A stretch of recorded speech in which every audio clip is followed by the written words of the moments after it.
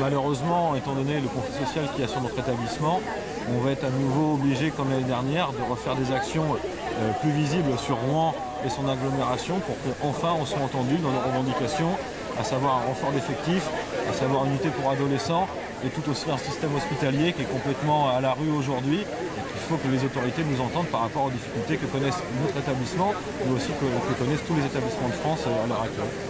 Psychiatrique en particulier? La psychiatrie en particulier parce qu'en effet ça a toujours été le parent pauvre de la médecine, mais on peut découler ce qui se passe en psychiatrie, on peut le découler aux urgences, on peut aussi décliner ça à ce qui se passe dans les EHPAD.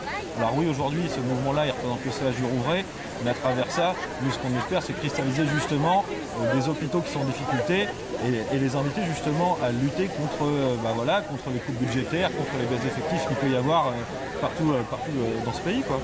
Par rapport à ce que vous aviez obtenu lors de votre lutte, vous avez l'impression qu'on est loin du compte?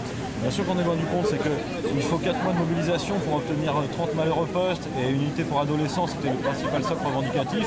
Et on s'aperçoit un an et demi après que l'unité pour adolescents, quelque part, elle ne verra pas le jour parce qu'elle n'est pas budgétée et que même sur l'affectation des postes, on est toujours en conflit encore ce matin avec notre directeur. Donc à un moment donné, moi je veux bien être gentil, je veux bien avoir toute la bienveillance syndicale qu'on peut avoir, mais le foutage de gueule, je pense que ça suffit. Les 30 postes sont toujours pas là? Alors, les 30 postes, ils ont été eux recrutés, c'est pas le souci des 30 postes pour les 30 postes.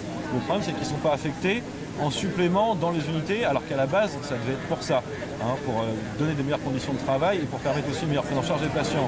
Ce qu'on s'aperçoit, c'est que ces 30 postes-là, ils sont utilisés à combler la dette sociale de l'établissement et départ en retraite et arrêt maladie. Mais à la base, ils ne sont pas là pour ça, ces postes-là. Alors, notre directeur fait des économies sur ces postes-là, il a une gestion économique, moi j'ai une vision humaine des choses. Ces postes-là, ils doivent venir en plus dans nos unités, et c'est pas le cas. Et pour l'unité adolescente, pourquoi ça ne fonctionne pas? Vous leur demanderez, parce qu'en fait, encore une fois, on nous propose un projet qui est fait de briques et de broc, avec du redéploiement de personnel. Est-ce qu'il y a un médecin qui va s'en occuper? On ne sait pas. C'est toujours faites plus avec des moyens constants. Les moyens constants, ça suffit. S'il faut une unité pour adolescents au CHU Rouvray, et il en faut une, que l'ARS et que le ministère nous donnent les moyens.